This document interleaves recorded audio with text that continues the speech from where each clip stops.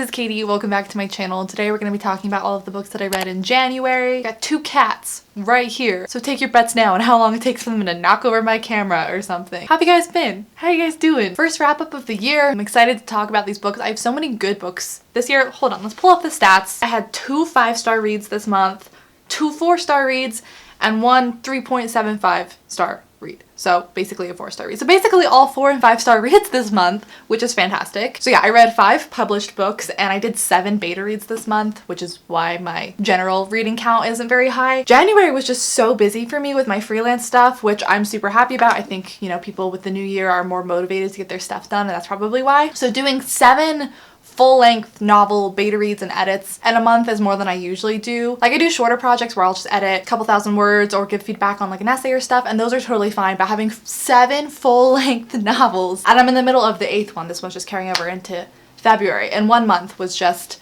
a lot. So basically, this has just been a little bit of trial and error. I've decided to cut myself off because I didn't really enjoy doing that many in 1 month because I couldn't really read for fun as much and I just wasn't enjoying it as much. So I'm limiting the amount of full-length novels I'm allowing in a single month now, which I think will make for a better reading for fun life for me and also keep me from going absolutely insane. So if you're a writer and you were hoping to work with me either for a manuscript evaluation or for editing or anything like that, just know I only have a couple of slots left open in February. So if you were hoping to get some feedback in February, make sure you reach out to me pretty soon. No big deal if you don't. That just means we would have to wait till March. So yeah, without further ado, let's get into the 5 books that I started my year with. I'll have them all linked down below in the description if you want to go check them out. So the first book that I read this year was actually a reread of Big Magic by Elizabeth Gilbert. This is one of my favorite books. I reread it once a year and it seemed fitting to be the first read of the year for me. It's about creative living, being a writer, getting ideas, all of that kind of stuff. I find it super inspiring and motivating. I always come out of it really excited to tackle my own projects, which is why I thought it would be a good idea to start the year with it. I listened to the audiobook version of it, would highly recommend if you're just looking for a little extra motivation or inspiration, especially if you're a writer, but really if you do any kind of creative work. I've talked about this book a lot because I've read it a lot, so I'll keep this one short, but this was a 5 out of 5 stars. After that, I read our January book club pick for the month, which was Serpent and Dove. I ran a book club over on my Patreon page. I'll have a link down below if you want to join us for February. I'm actually doing our live show discussion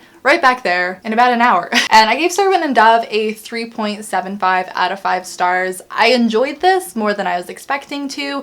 I just went in with really low expectations because I had heard such bad things about the book. I'd heard really good things about the book too, which is why we chose it for a book club. But I just had seen so many people say they absolutely hated this book. Like, it wasn't like it was getting like mediocre reviews. No, people actively hated this book and I needed to know why. And even after reading it, I don't really understand why, to be honest. Serpent and Dove follows Lou. She's a witch in this fantasy world that's kind of vaguely set in France. It doesn't ever actually say it's in France, but it's French. And in this world, there is a war between the church and the witches. They want to burn all of the witches at the stake. And our second main character's name is Reed. He's a chasseur, which means he's part of the church. Long story short, Reed and Lou have to get married to get out of a sticky situation. The witch hunter and the witch, so you can imagine a little hate to love romance going on there. However, our witch hunter is not aware that his new wife is a witch. This book was fun. I was disappointed. I felt like it had a lot of missed potential in here. I'm still thinking about picking up the sequel. Basically, just to summarize my thoughts, I found the world building to be kind of lacking and inconsistent. I found myself getting confused at points, which might just be my fault for listening to the audiobook on and off, but I had a hard time keeping track of all of the different characters and the different names, the different family lines. And so when things were like revealed or things happened later on, I was like, wait, trying to remember who it was, why they were important, who they were connected to. I wasn't a fan of the comedic relief at some parts that didn't need comedic relief. I got major I'm not like other girls vibes at the beginning, and so I was really worried, but I feel like it got better over time, and I never fully got behind the relationship between the 2 main characters. I didn't find it super believable at times. I feel like it just happened really fast. Still enjoyed it. There were still some good moments and stuff, and it was still an overall enjoyable read, but it's not a new favorite of mine, and I just feel like there were a lot of little things that could have been done better that would have built up to being a drastically different reading experience for me. Like, I would have enjoyed it so much more if all of these little things had been changed. I feel like there was just a lot of things in here that didn't really make that much sense or just like weren't fully thought out. Like how the magic works and the different kinds of witches and the world building. There was just like a lot of things that I feel like either needed to be more developed or just it wasn't conveyed in the story that the writer had developed it, you know? So a little bit disappointing, still overall a really enjoyable read. After that, I did my reread for Shadow Kiss by Rochelle Mead. This is the third book in the Vampire Academy series. I have a whole spoilery reading vlog for this book and all of the books in the Vampire Academy series so far, as I'm slowly rereading the series 6 or 7 years later after I originally read it. I was a little bit disappointed with this book. The first time I read it, I gave it a 5 out of 5 stars. For this reread, I gave it a 4 out of 5 stars. It was still really fun, but I just don't enjoy it as much as I did when I was 16, unfortunately. I'm noticing the quality of the writing a lot more now than I did the first time I read it, but I was also just kind of bored during some of this book, which I wasn't expecting because that's the one thing, like, I don't remember ever being bored reading the series the first time. I feel like this book has a lot of setup for the rest of the series, especially knowing where the books are going. Another thing that drove me absolutely crazy reading this book was she does this thing where she kind of summarizes what's happened in the previous books to catch you up, which is annoying by itself. But it doesn't even just happen for the first like 1 or 2 chapters. I was 50% of the way through this book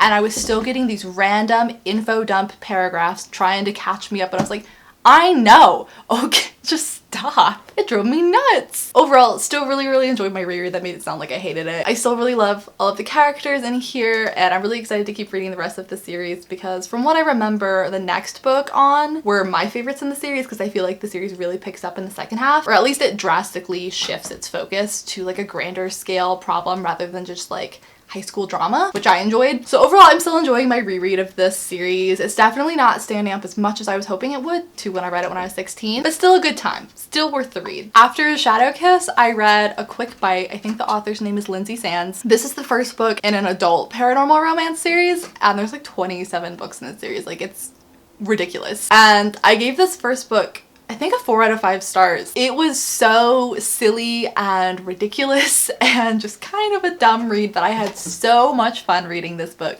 If you're looking for like a trashy, fun paranormal romance series, highly recommend this. I'm sorry if you can hear my cats. They're just having like a wrestling match right there. But basically, this book follows our main character. What is her name? Oh my god, how did I already forget her name? It doesn't matter because the other 27 books in the series all follow different characters apparently, so you don't keep following her. I hate when series do that. I'm still gonna read them, but I hate it. Lysiana. Not a very forgettable name. How did I forget that? Our main character, Lysiana, I think she was like 200 years old. She's a vampire and she has a severe phobia of blood. Like, she sees one drop of it and she's out cold. She faints, which makes feeding as a vampire, as you can imagine, really difficult. Most of her family feeds out of blood bags, which makes their lives really easy, but Lysiana is constantly starving because she only feeds like at night. She preys on people at the bar, so she's constantly drinking from people who are drunk or who are drug addicts, or she also works at a shelter, so she's feeding on people who are kind of down on their luck and can't afford to eat a balanced diet, so she's drinking all of their unhealthy blood. So basically she's unhealthy too because she's never drinking from healthy people. So her mom tries to hire this doctor who specializes in phobias to help her cure her daughter's phobia, basically by compelling the man to willingly climb into the trunk of her car and let her tie him to her daughter's bed and put a bow around his neck as a birthday present. Very bizarre start to this book. Super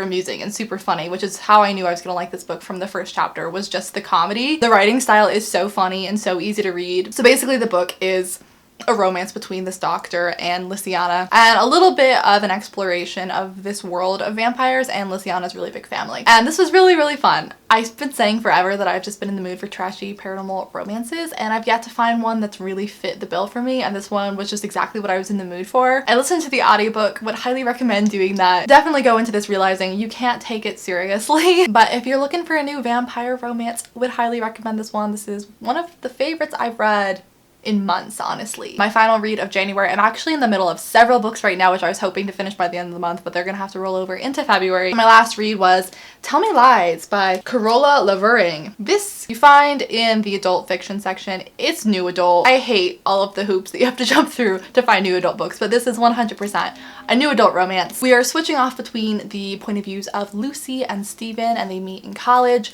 Lucy is in her first year. Stephen is older. I think he might be a junior when she meets him, and he's just straight up bad news. So we're following their past relationships like all through college and then post-college living in New York City, and then we jump ahead, I think it's like 7 years total, where they're attending the wedding of a college friend. Now if you're looking for a cutesy romance or a happy ending, don't read this book. This book is basically just a very accurate portrayal of toxic relationships and also sociopathic behaviors. Like, I'm not saying that to be dramatic, the guy is literally diagnosed as a narcissist and a sociopath, and I gave this book a 5 out of 5 stars. This is one of my 5-star reads of the month. I can't even tell you how much I connected to this book in ways that I wasn't anticipating. Like, this is a book that I didn't even realize that I needed. I've talked about this a lot in the reading vlogs that I was filming at the time, but this hit really close to home to the point where it was like difficult to read. So I think if you've been in a similar situation, you'll really appreciate this book. I think if you haven't been in this kind of situation,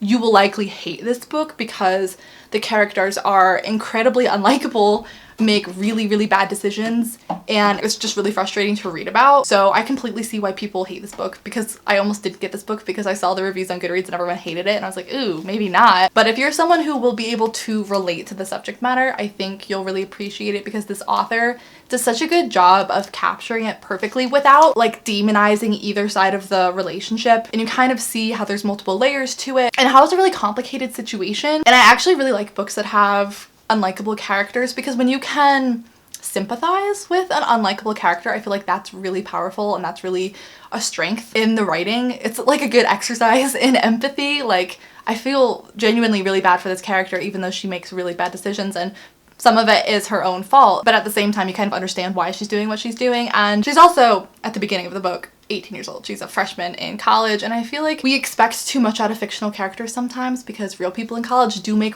real stupid decisions. So yeah, just be aware if you want to go into this book. Major triggers for eating disorders in here. Our main character is struggling with anorexia throughout her entire college experience, and it's pretty graphic. Lots of graphic sex in here, a lot of drug use, obviously a super toxic relationship. So just be aware that this book has a lot of potentially triggering material in here. I don't even want to say I liked this book, because it wasn't a fun experience reading it, but I couldn't stop reading it. I finished it in like 24 hours. I related to it a lot and I appreciated it a lot, but as far as like entertainment, feel good, I'm enjoying this, it's not that kind of book. At least it wasn't for me. But like I said, I gave it a 5 out of 5 stars. So if you're the right kind of person to read this book, I would recommend it. Otherwise, honestly, I would recommend a pass, because I think it will just infuriate you. So yeah, those are all of the books that I read in January. I would love to hear down below in the comments what books you guys have been reading, if you've been enjoying them, especially if you've read any of the books that I talked about today and what you thought of them. Like I said, I'm putting a cap in my freelance services in February, so I'm hoping to be able to read a little bit more next month. Thank you guys so much for watching. I hope you're having an awesome day. If you're new here, I would love it if you would subscribe and stick around. I put up at least 2 to 3 new videos every single week. All of my links are down below in the description. If you want to come follow me elsewhere, I'd appreciate it if you'd give this video a thumbs up. And other than that, I think I'll just see you guys in my next video. Yes, Dean? Very, very soon. Bye. So hit me.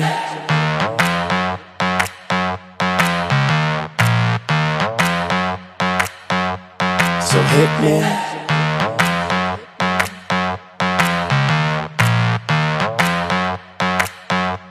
So hit me. First a confession. With you, I feel a connection. With